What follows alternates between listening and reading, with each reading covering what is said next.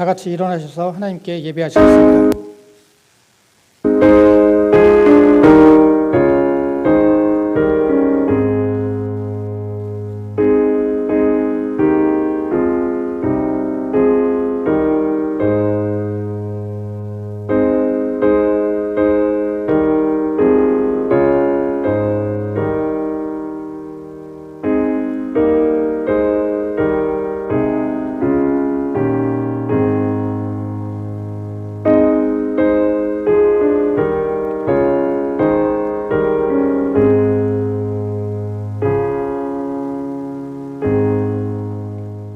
고맙습니다. 주님, 이 아침에 저희들을 건강하게 주님의 은혜로 깨워주시고 주님 전에 불러주셔서 저희들 함께 예배하게 하시니 감사합니다. 저희들 주님 앞에 한마음 한뜻으로 정성껏 예배드리기를 원하오니 저희들의 생각과 저희들의 마음을 열어주시고 저희들이 이 예배를 드릴 때 이 예배에 함께하고 계신 주님께서 이 예배의 모든 영광을 홀로 받아 주시옵소서. 이 예배를 통해서 당신께 예배드리는 당신의 성도들 한 사람 한 사람 축복해 주시옵소서. 예수님의 이름으로 기도드렸습니다. 아멘. 찬송가 9장입니다.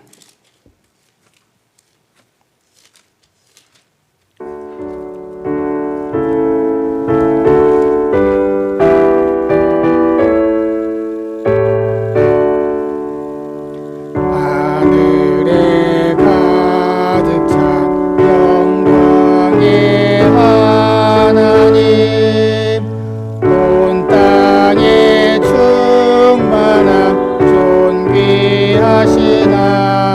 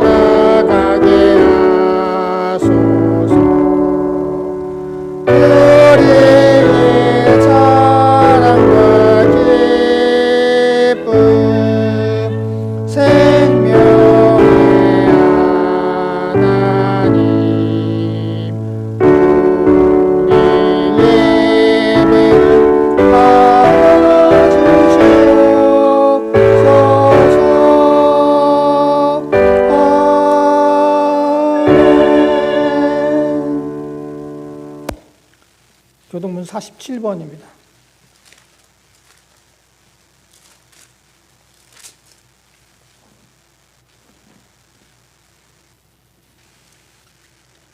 여호와께 감사하고 그의 이름을 불러 아뢰며 그가 하는 일을 만민 중에 알게 할지어다. 그에게 노래하며 그를 찬양하며 그의 모든 귀한 일들을 말할지어다. 그의 거룩한 이름을 자랑하라. 여호와를 구하는 자들은 마음이 즐거울지로다. 여호와와 그의 능력을 구할지어다. 그의 얼굴을 항상 구할지어다. 그의 종 아브라함의 후손 곧 택하신 야곱의 자손 너희는 그가 행하신 기적과 그의 이적과 그의 입의 판단을 기억할지어다. 그는 여호와 우리 하나님이시라. 그의 판단이 온 땅에 있도다. 그는 그의 언약 곧 천대에 걸쳐 명령하신 말씀을 영원히 기억하셨으니 이것은 아브라함과 맺은 언약이고 이삭에게 하신 맹세이며 야곱에게 세우신 율례 곧 이스라엘에게 향하신 영원한 언약이라. 이르시기를 내가 가나안 땅을 내게 주어 너희에게 할당된 소유가 되게 하리라 하셨도다. 아멘. 다 같이 사도신경으로 우리의 신앙을 하나님께 고백드리겠습니다. 나는 전능하신 아버지 하나님 천지의 창조주를 믿습니다. 나는 그의 유일하신 아들 우리 주 예수 그리스도를 믿습니다. 그는 성령으로 잉태되어 동정녀 마리아에게서 나시고 본디오 빌라도에게 고난을 받아 십자가에 못 박혀 죽으시고 장사된 지 사흘 만에 죽은 자 가운데서 다시 살아나셨으며 하늘에 오르시어 전능하신 아버지 하나님 우편에 앉아 계시다가 거기로부터 살아있는 자와 죽은 자를 심판하러 오십니다. 나는 성령을 믿으며 거룩한 공교회와 성도의 교제와 죄를 용서받는 것과 몸의 부활과 영생을 믿습니다. 아멘. 자리에 앉아주시기 바랍니다. 이 시간은 저희들 지난 한 주간 동안 지었던 우리의 죄를 회개하고 우리의 기도의 제목을 알리는 귀한 시간입니다. 우리 각자 하나님께 기도하시겠습니다.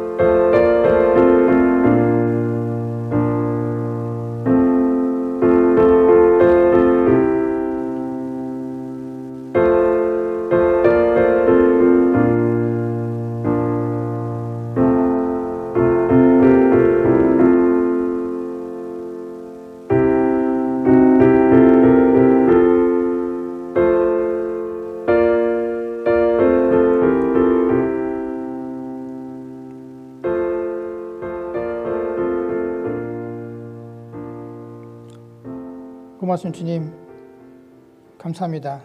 지난 한 주간 동안도 저들 우연히 거저 산 것이 아니라 주님의 은혜로 인해서 주님의 보살핌을 인해서 한 주간 보낼 수 있음을 저희들 깨닫고 우리와 동행해 주시고 우리를 지켜주시고 우리를 도우신 주님의 은혜를 감사를 드립니다.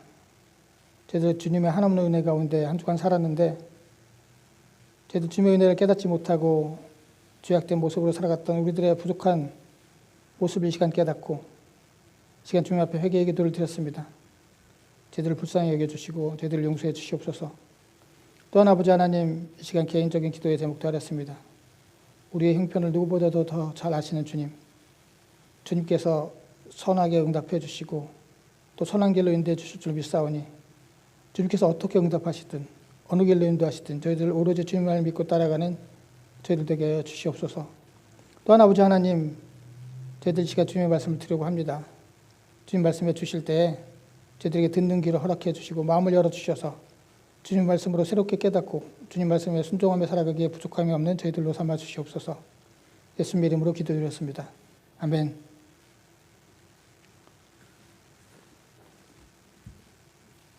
찬송가 370장입니다.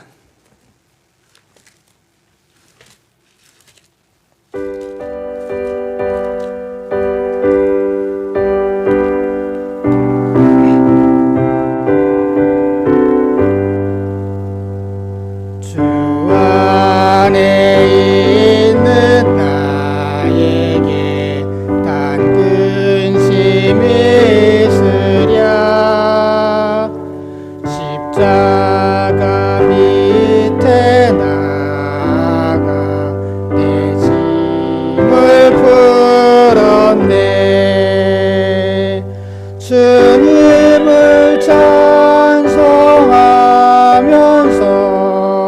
할렐루야 할렐루야 내 앞길 멀고매도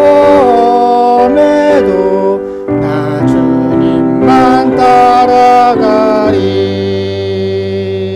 그 두려움이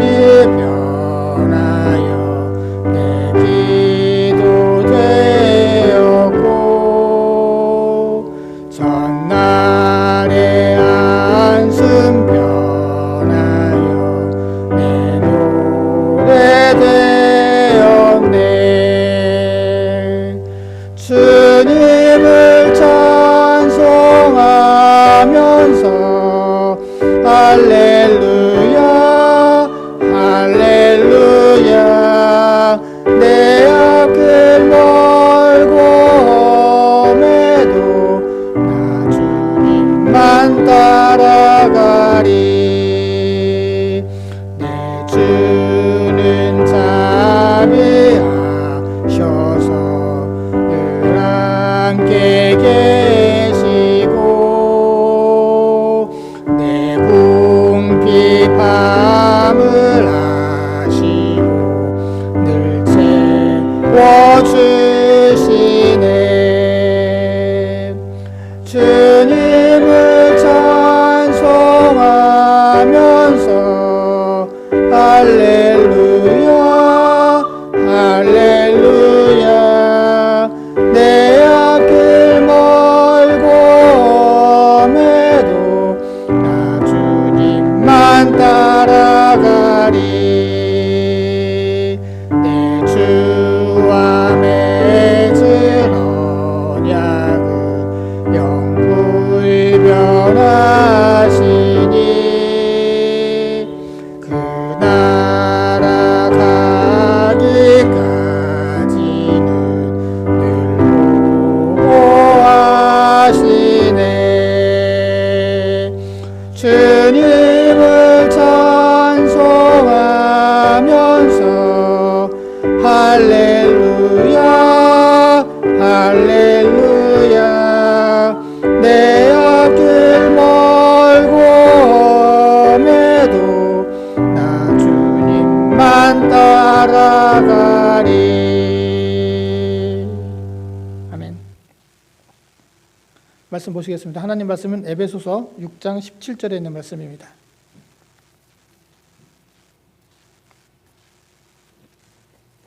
에베소서 6장 17절 한 절입니다. 저와 여러분이 함께 봉독하겠습니다. 구원의 투구와 성령의 검 곧 하나님의 말씀을 가지라. 아멘. 예배 참석하신 모든 분들 주님의 이름으로 축복합니다. 오늘은요 교회력으로 성령 강림절입니다. 저희들 기독교의 주요 절기가 있죠. 성탄절, 부활절, 추수감사절. 뭐 성탄절도 중요하고 부활절도 중요하고 추수감사절도 중요하지만 이 성령 강림절도 아주 중요합니다. 성탄절이 예수님이 이 땅에 오신 날을 기념하는 것이라고 한다면 성령 강림절은 성령께서 이 땅에 임하신 날을 기념하는 날이죠. 뿐만 아니라 이 성령 강림으로 말미암아서 교회가 생기게 되었죠.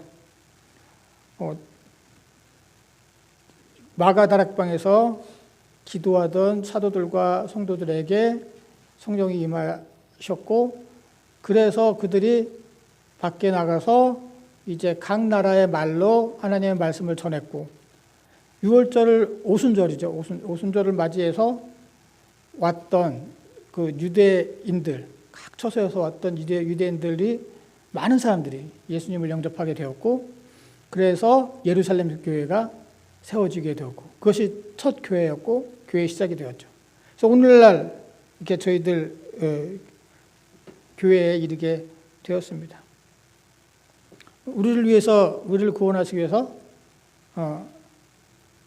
이 땅에 오신 예수님이 십자가에 달려 죽으신 후에 3일 만에 부활하셨고 40일간 이 땅에 계시다가 승천하셨으며, 승천하실 때에 성령을 약속해 주셨죠. 그래서 아까 말씀드린 대로 사도들뿐만이 아니라 사도들을 포함한 120명의 성도들이 마가 다락방이라고 알려진 그 다락방에서 기도하며 성령을 기다렸고, 마침내 오순절에 성령이 임하셨습니다. 그래서 저희들 오순절에 임했기 때문에 성령 강림절을 또 오순절이라고 부르기도 합니다. 사실 영어로는 그냥 펜테코스트예요. 그러니까 오순절이라고 불러요, 그냥 오늘을.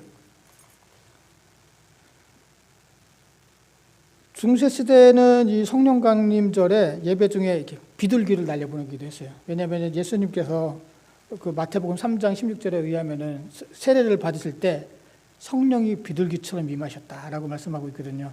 그래서 그 성령을 상징하는 동물로 비둘기를 날려보내기도 했습니다.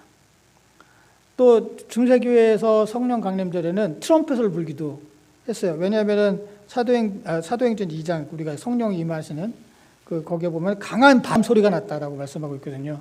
이 강한 바람 소리를 표현하는 트럼펫을 예배 중간에 부르기도 했습니다. 또한 이 성령 강림절이 중요한 것은 요한 웨슬레가 1738년에 마음의 그 런던 집회에 참여했어요. 저희 교단은 요한 웨슬레의 전통을 따르는 교단이에요. 그리고 이 요한 웨슬레는 감리교회 창시자가 되었죠. 제가 여기에 대해서는 굉장히 잘 알아요. 왜냐하면은 제가 보스턴 대학교에서 도서관에서 일했는데, 거기 저는 고문서를 담당했거든요. 이 문서뿐만 아니라 이렇게 예전에는, 지금은 모르겠어요, 필름이 있었어요. 필름. 도서관에 가면 아주 오래된 문서를 책으로 보면 책이 부셔지니까 필름으로 사진을 찍어서 이렇게 필름으로 보관했거든요. 그래서 그 필름이 그 프로젝트가 그게 한 3달짜리 프로젝트였는데, 이 감리교가 막 시작했을 때 그때도 막 그 영국에서 많은 논쟁거리가 있었어요. 그 논쟁의 모든 그것을 이제 책으로 엮어진 매달 이렇게 학술지 같은 데에다가 신앙 잡지라고 해야 되나, 학술지라고 해야 되나, 거기에 굉장히 많은 논쟁이 있었는데 그걸 다 사진 찍어서 보관했었거든요. 그걸 제가 이제 컴퓨터에 다 입력해야 되기 때문에 읽어봤어야 돼요. 아무튼 그렇습니다. 근데 요한 웨슬레가 1738년에 런던에서 성령 체험을 합니다. 그 집회에 참여하면서 가슴이 뜨거워지는 걸 느꼈고, 그러면서 본격적인 사역을 시작하고, 그래서 감리교가 시작이 되었죠. 우리도 웨슬레 교리를 따르고 있고요. 이 요한 웨슬레가 강조한 것은 예수님의 십자가의 죽으심은 모든 사람을 위한 것이다. 일부 선택된 사람만을 위한 것이 아니라 모든 사람을 위해서 죽으신 것이다. 그리고 우리에게는 자유의지가 있어서 그것을 우리가 예수님의 initial grace, 예수님께서 먼저 주신 선제 은총, 먼저 우리에게 주신 그 은총을 내가 받아들이냐 안 받아들이냐에 대한 거는 우리 자유다. 내가 믿음으로 예스할 수도 있지만 또 불신앙으로 노할 수도 있다. 우리가 믿음으로 예스해서 예수 그리스도를 우리의 구주로 영접하면은 누구든지 다 구원을 얻게 되고, 그리고 구원받은 사람은 이 땅에서 성결한 삶을 살아야 된다. 웨슬레 표현으로 말하면 sanctification, 성화 혹은 성결한 삶을 살아야 된다라고 하는 것이 이제 요한 웨슬레의 교리의 핵심적인 것이죠. 그러니까 요한 웨슬레도 성령 체험을 통해서 본격적인 사역을 시작하게 되었다라고 하는 것이죠. 성령은요, 우리가 예수 그리스도를 믿는 순간 성령께서 우리 모두에게 성령을 주세요. 믿는데 어떤 사람은 안 주고 어떤 사람은 주고 그러는 게 아니에요. 뭐 어떤 사람은 더 능력 있는 성령을 주고 어떤 사람은 좀 약한 성령을 주고 그런 것도 아니에요. 무슨 뭐 어떤 부흥 강사나 아니면 막 어떤 특별한 목사님이나 아니면 특별한 무슨 뭐 신유 집회를 이끄는 뭐 인도자들이나 이런 사람들한테만 성령을 주고 평신도한테는 안 주고 그것이 아니야. 성령의 능력은 같아요. 바울도 그랬잖아요. 성령 저희도 오늘 에베소서를 읽었는데 에베소서에서 하나님도 한 분이고 성령도 한 분이시다라고 말씀하고 있거든요. 그 같은 성령 우리 모두에게 주시는 거예요. 그리고 성령은 기적을 일으키는 것이 아니에요. 성령은 물론 성령의 역할 중에 기적도 일어나죠. 근데 기적을 일으키는 곳만 성령이 있고 성령은 기적을 일으키는 것에만 집중하는 것이 아니에요. 우리가 하나님의 말씀대로 따라 살아갈 수 있도록 도우시는 분이죠. 그 성령을 의지해서 살아가면 우리가 모든 게 은혜고 모든 게 기적이라고 하는 것을 우리가 깨닫게 됩니다. 성령은 우리를 도우시는 분이에요. 요한복음 16장 7절. 자, 요한복음은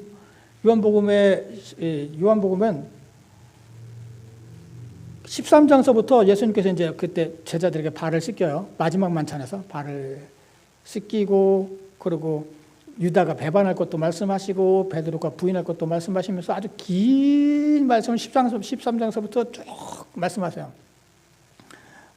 나는 포도나무다. 세상이 너희를 미워할 것이다. 이런 말씀도 쭉 하시고. 그러고 난 다음에, 뭐라고 말씀하시냐면, 성령이 오심을 말씀하세요. 16장 7절. 이거 계속 말씀하시는 거예요. 발 씻기고 난 다음에 제자들에게 계속 지금 말씀하고 있는 거예요. 여기서 그러니까 너희는 제자들이에요.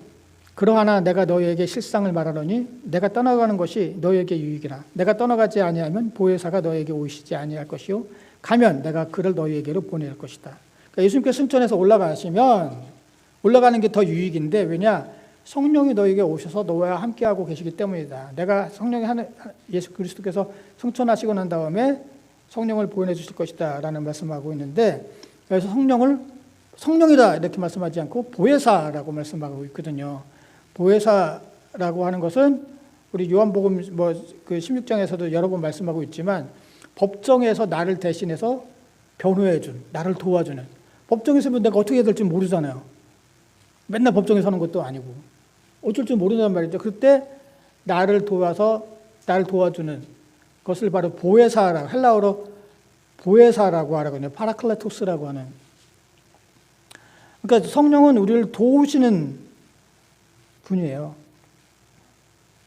저도 오늘 에베소서 읽었는데 딱 한 절만 읽었죠. 저는 성경 한 절 말씀만 읽는 것을 안 좋아하는데 오늘 에베소서의 말씀을 전체적으로 한번 훑어보려고 합니다. 자, 에베소서는 로마 감옥에서 기록된 우리가 소위 옥중서신이라고 부르는 서신이죠. 주제는 첫 번째는 그리스도 안에서 하나다라고 하는 거예요. 이방인이든 유대인이든 하나다라고 하는 것이죠. 어떻게 하나가 돼요? 믿음으로 하나가 된다는 거예요. 유대인은 자꾸 가르려고 했어요. 율법을 지키는 유대인. 유대인은 계속 말씀드리지만 이거 혈통에 관한 게 아니에요. 전통에 관한 거예요. 유대인의 전통, 다시 말해서 율법을 지키면 유대인이에요. 혈통이 어떻든지 간에. 그러나 율법을 안 지키면 다 이방인이에요. 그러니까 유대인과 이방인 둘을 그냥 갈라놔 버렸어요. 유대인의 세계관에서는 세상에 두 종류예요. 유대인과 이방인. 그런데 바울은 그게 아니다. 우리가 다 하나다. 우리는 다 유대인이든 이방인이든 하나다. 무엇으로? 믿음 안에서, 그리스도 안에서 우리가 하나다라고 하는 것을 말씀하고 있고요. 또 하나는 중요한 건데 옛사람과 새사람이에요. 옛사람과 새사람에 대해서 말씀하고 있습니다. 그러면서 새사람이 어떻게 삶을 살아가야 돼야 될지를 또 길게 말씀하세요. 저희도 읽은 앞장에 말씀을 봐도 남편과 아내에 대해서 말씀하고 있고, 그러니까 남편이 새 사람으로서 남편이 어떻게 살아야 되나, 새 사람으로서 아내가 어떻게 살아야 되나, 자녀와 부모에 대해서도 말씀하고 있어요. 새 사람으로서 자녀는 부모에게 어떻게 해야 되나, 또 부모는 새 사람으로서 자녀에게 어떻게 해야 되나, 주인과 종에 대해서도 말씀하고 있어요. 새 사람으로서 주인이 어떻게 종을 다뤄야 되나, 또 종은 새 사람으로서 어떻게 주인을 대해야 되나라는 것에 대해서 말씀하고 있거든요.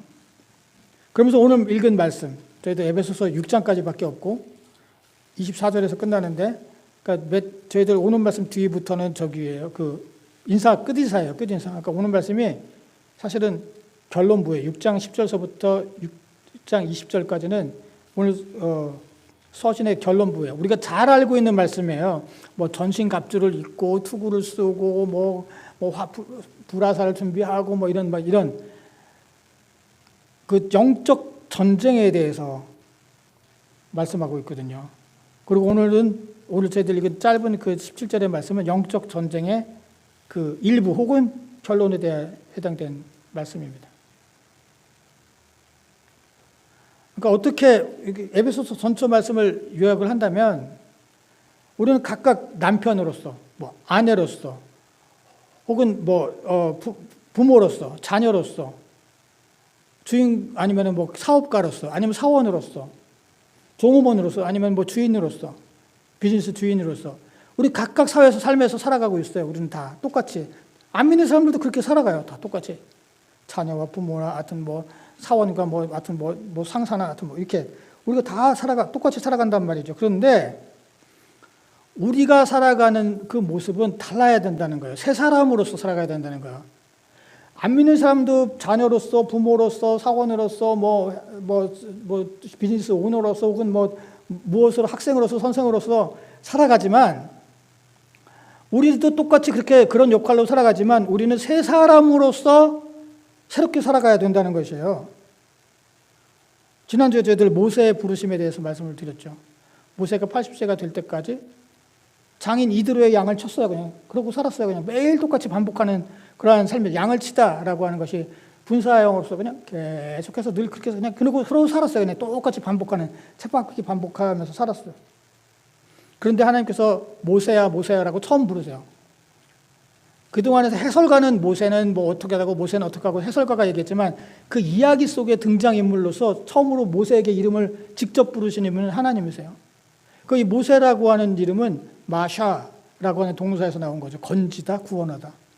그러니까 너는 이렇게 여기서 지금 양을 치고 있지만 넌 앞으로 하나님께 쓰임 받을 사람이야.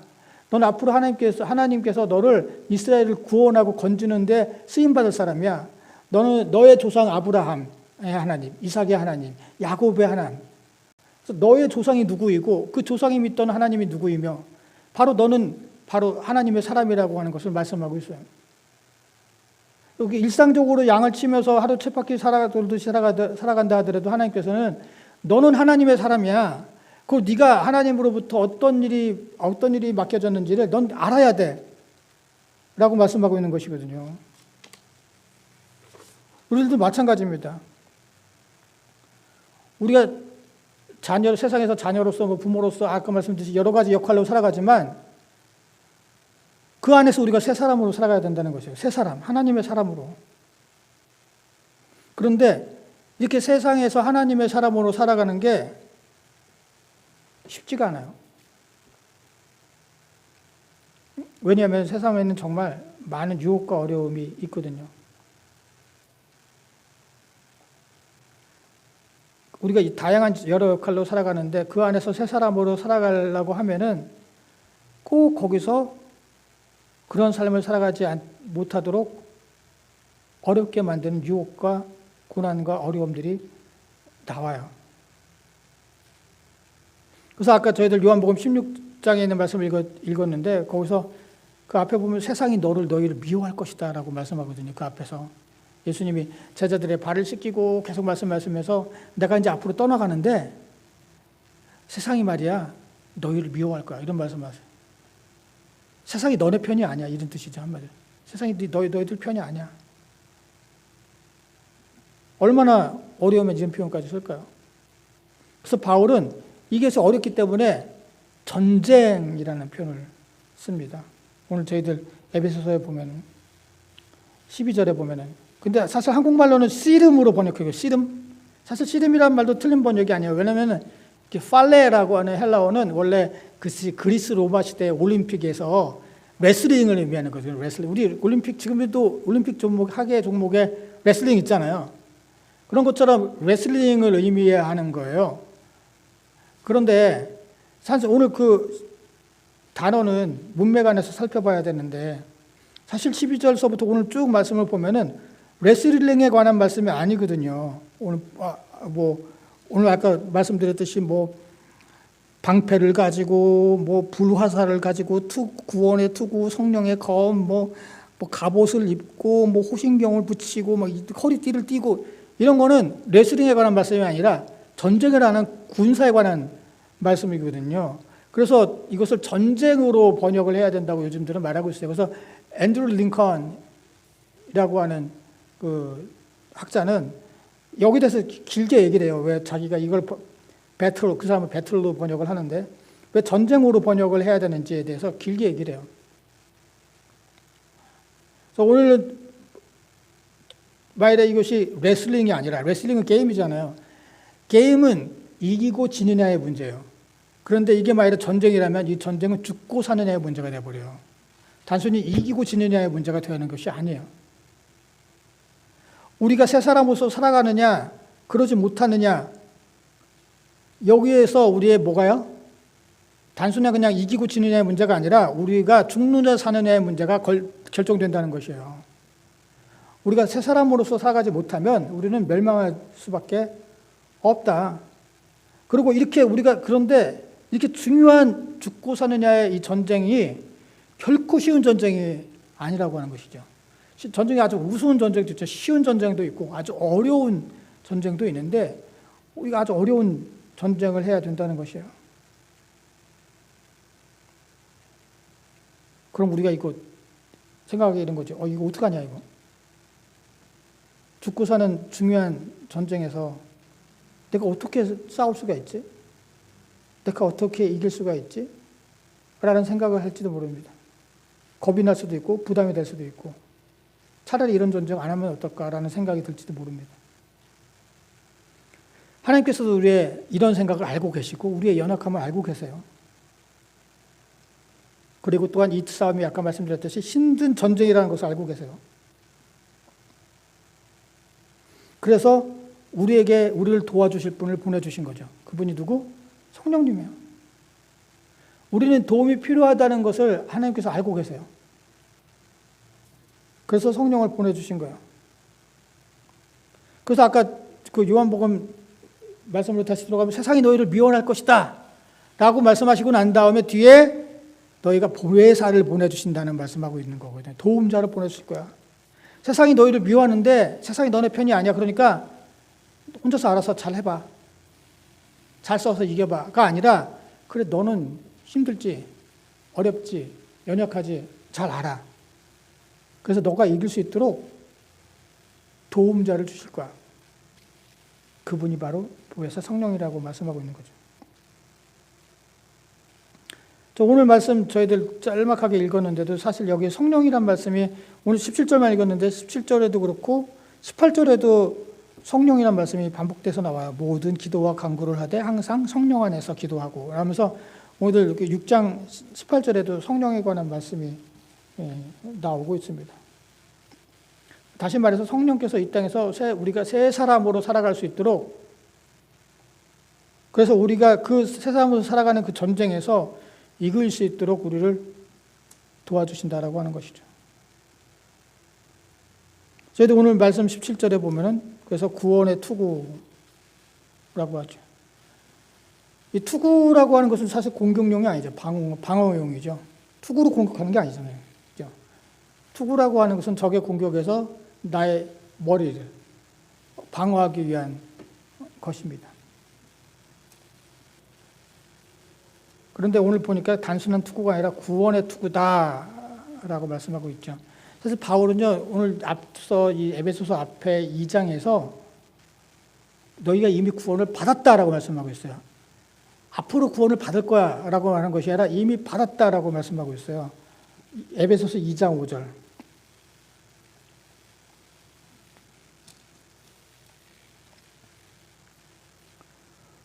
허물로 죽은 우리를 그리스도와 함께 살리셨고 너희는 은혜로 구원을 받았다 완료형이에요. 문법적으로.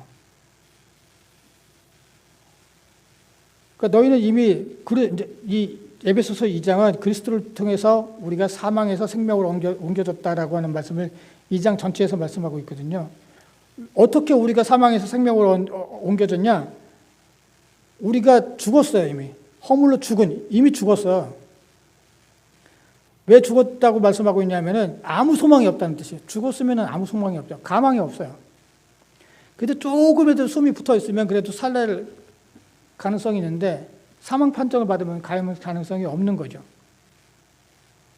그래서 허물로 우리 죄로 말미암아서 우리는 이미 죽었어요. 우리는 아무런 가능성이 없어요. 그걸 우리가 사망에 옮겨졌다고 그래요. 그런데 그리스도가 우리 부활하심으로 말미암아 죽음에서 부활하신 것처럼 우리도 죽었지만 하나님의 은혜로 말미암아 생명, 다시 말해서 구원으로 옮겨진 거예요. 이미 받았어요. 자, 이게 구원의 투구예요. 그러니까 우리가 새 사람으로서 이 땅에서 이렇게 싸움을 하면서 살아갈 때 난 이미 구원을 얻었어. 난 이미 승리했어라고 하는 그러한 확신으로 싸움에 임하라고 하는 것이죠. 그럼 흔들림이 없기 때문이에요. 우리가 새 사람으로서 이 땅에서 어떤 모습으로 살아가든지 여러 역할로 살아갈 때 각각 그곳에서 새 사람으로 살아가면서 내가 이 싸움에서 이겼어라고 하는 확신을 갖고서 싸운다면은 절대 지는 일이 없다는 거예요. 이미 구원을 받았기 때문에. 그런데 우리가 그걸 믿지 못하고 그냥 스스로 이 싸움을 포기한다면 나 스스로 포기하는 거예요. 누가 시킨 것이 아니라. 그래서 옛사람으로 돌아간다면 새 사람으로 살아가는 것이 아니라 그럼 우리는 피하고 말아요. 구원은 이미 정해졌어요. 그런데 내가 스스로 그냥 그 싸움에서 물러나고 그 싸움에서 포기 선언을 하면은 아무리 그것이 승리로 정해졌다 하더라도 내가 포기를 하는데요, 뭐. 그래서 내가 옛사람으로 돌아가는데요, 뭐. 그러면 이길 수가 없다는 거야. 그러니 너희들은 새 사람으로서 계속 살아가라. 이 싸움은 어렵지만 승리하는 것이다라고 말씀하고 있는 거예요.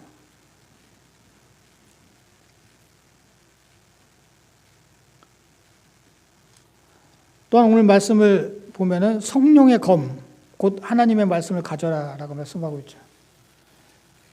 그냥 검이 아니라 성령의 검이에요. 그것이 바로 하나님의 말씀이래요. 검은 뭐예요? 공격해서 싸워서 적을 물리치는 도구죠. 방어용이 아니라 공격용이에요.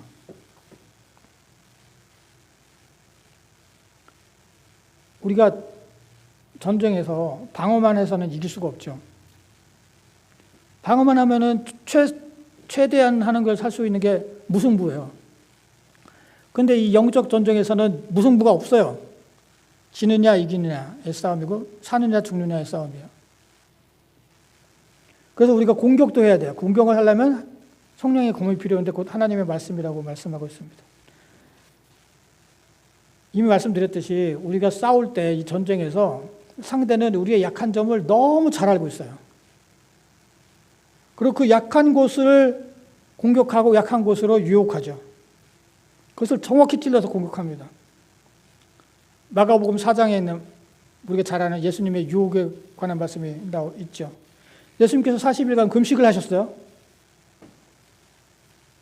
그랬더니 사탄이 정확히도 먹는 것으로 유혹하죠. 40일간 금식하셨는데 가장 하고 싶은 게 뭘까요? 가장 원하는 게 뭘까요? 당연히 그건 음식이에요. 당연히 음식이죠. 그걸 잘 알고 있었어요. 그래서 돌로 빵을 만들어라 라고 말씀을 하고 있죠. 그 사탄이 유혹을 하죠. 시험하는 자가 예수께 나와서 이르되 내가 만일 하나님의 아들이거든 명하여 이 돌을 떡덩이가 되게 하라. 그래서 시험하는 자가 좀 주목해 볼 필요가 있어요. 시험하는 자는 여기서 현재 분사형이에요. 그래서 시험하는 자는 계속해서 시험하고 있다는 거예요. 단순히 예수님만 시험하고 끝나는 것이 아니에요. 단순히 사도시대의 사도들만 시험하는 것이 아니에요. 단순히 초대교회나 중세시대의 교인들에게만 시험하는 게 아니에요. 현재 분사형이기 때문에 지금 현재 계속해서 우리들도 똑같은 방법으로 유혹하고 있다는 거예요. 시험하고 있다는 거예요. 어떻게 유혹하냐? 적어도 첫 번째, 돌을 떡덩이가 되게 하라. 이 떡이 뭡니까? 재물을 의미하는 거죠. 재물을 상징하는 거죠. 인간이 보편적으로 가장 약한 것이 바로 재물이죠. 아시잖아요. 높은 권력자들도 재물을 부정축제하다가 망하고 하는 것을 우리 종종 봅니다. 저렇게 높은 사람이 무슨 재물이 더 필요해? 그런데도 불구하고 재물 때문에 망하는 사람들을 많이 봐요. 인간이 가장 약한 것이기 때문이죠.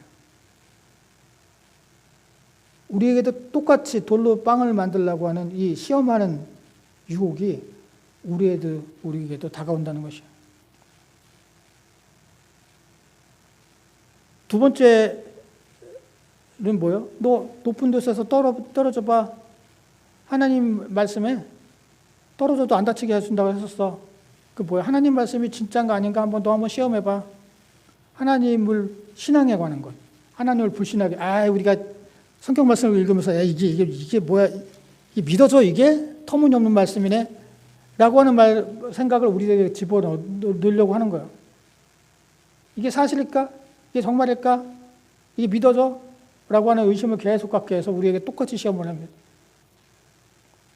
또 높은 곳에 가서 이 아래에 있는 모든 세상을 너에게 줄게 라고 유혹하는 건 뭐예요?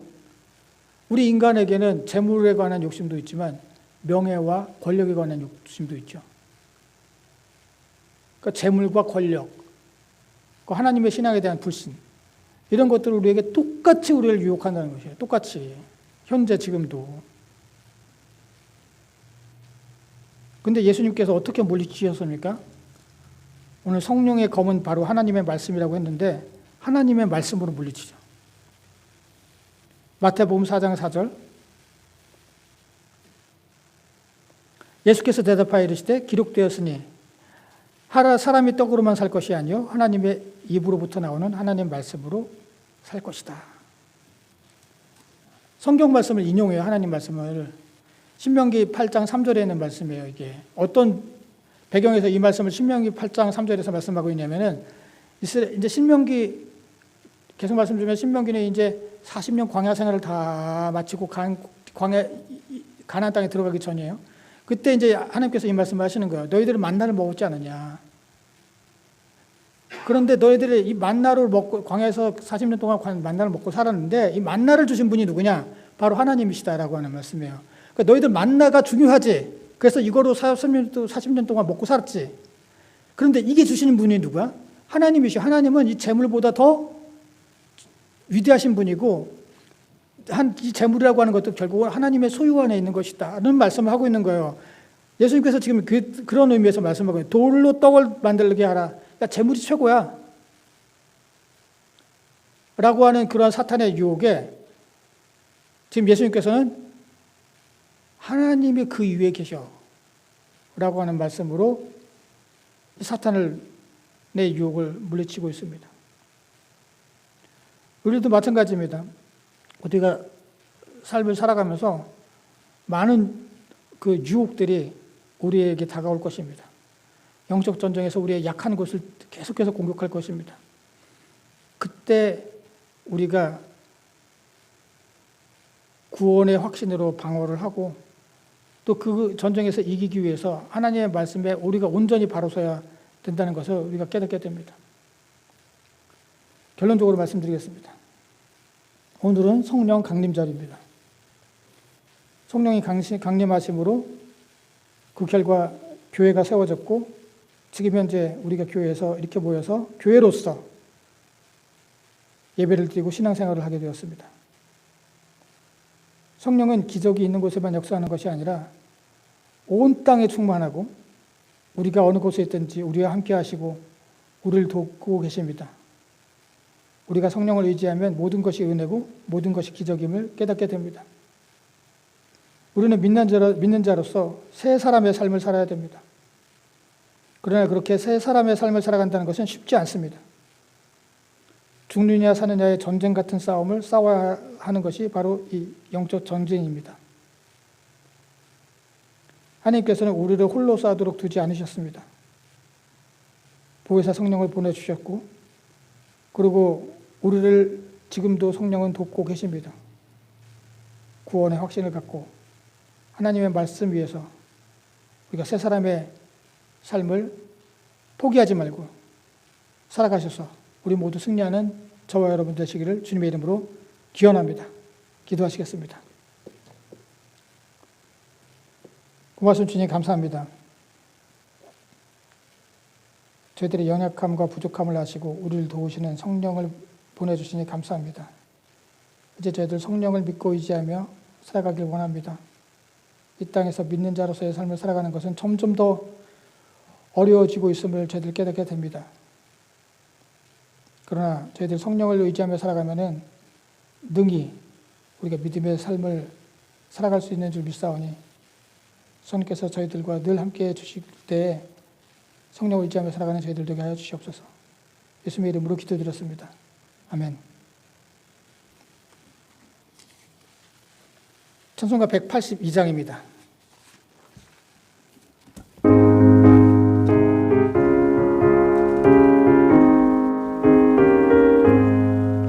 강물같이 흐르는 기쁨 성령 강림함이라. 정결한 마음 영원하도록 주의 거처 되겠네. 주님 주시는 참된 평화가 내 맘속에 넘치네. 주의 말씀에 거센 풍랑도 잠잠하게 되도다. 나의 생명 솟아게 됨은 성령이 마심이라. 모든 의심 슬픔 사라져 주의 평강 넘치네. 주님 주시는 참된 평화가 내 맘속에 넘치네. 주의 말씀에 거센 풍랑도 잠잠하게 되도다. 하늘에서 단비 내리고 햇빛 찬란함 같이 우리 마음에 성령이 많이 주님 보내심이라.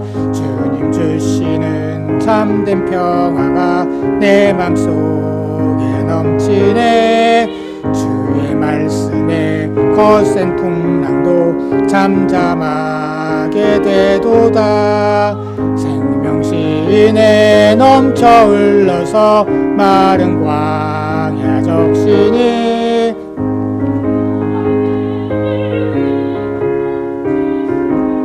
기다리네. 주님 주시는 참된 평화가 내 맘속에 넘치네. 주의 말씀에 거센 풍랑도 잠잠하게 되도다. 놀라우신 주의 은혜로 그의 얼굴 뵙겠네. 평화로운 안식처에서 영원토록 쉬겠네. 주님 주시는 참된 평화가 내 맘속에 넘치네. 주의 말씀에 거센 풍랑도 잠잠하게 되도다. 아멘. 바친 헌금을 위해서 기도하시겠습니다. 고마우신 주님, 우리를 위해서 구속해 주셨을 뿐만 아니라 성령을 통해서 지금도 우리를 돕고 계시니 주님 감사를 드립니다. 저희들 주님의 모든 은혜에 감사를 드리며 이 예물을 정성껏 바칩니다.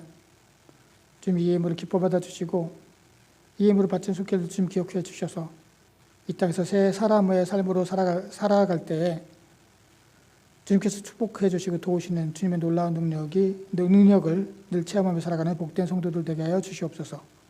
예수님의 이름으로 기도드렸습니다. 아멘. 인사와 강고 시간입니다. 주변 분들과 인사 나누시기 바랍니다. 안녕하세요.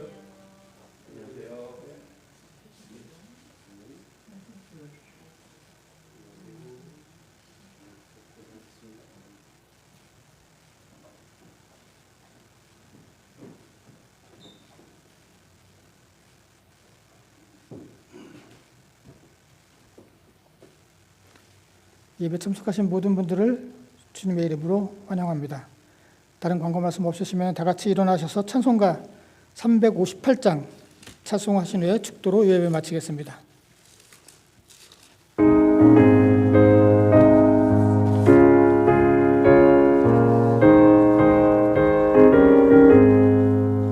주의 진리 위에 십자가 군비 하늘 높이 들고서 주의 군사 되어 용맹스럽게 찬송하며 나가세 나가세 나가세 주 예수만을 위하여 목숨까지도 바치고 싸움터로 나가세 원수들이 비록 강할지라도 주의 군기 붙잡고 주의 진리 위에 용기 다하여 분발하여 싸우세 나가세 나가세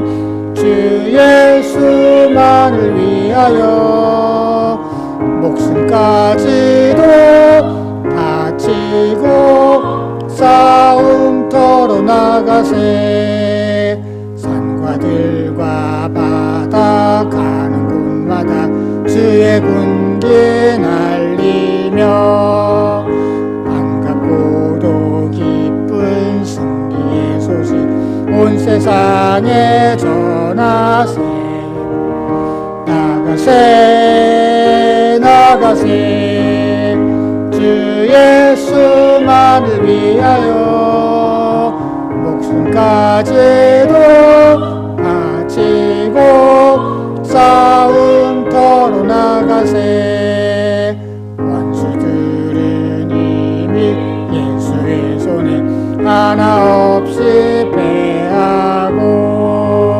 주의 군기만이 영광스럽게 온누리에 날리네 나가세 나가세 주 예수만을 위하여 목숨까지도 바치고 싸움터로 나가세.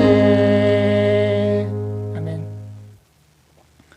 기도하시겠습니다. 지금은 우리 위해서 십자가에 달려 돌아가신 예수 그리스도의 은혜와 이 땅에 하나밖에 없는 독생자를 우리를 위해서 보내주신 하나님의 무한하신 사랑하심과 우리를 도우시고 인도하시는 성령님의 감화 감동 역사하심이 이제 성령을 의지해서 세 사람의 삶을 싸움에 살아가기로 작정하고 돌아가는 모든 성도들의 머리 위에와 그들의 가정과 생업과 그리고 이 교회 위에 영원토록 함께 하시기를 간절히 축원하옵나이다. 아멘.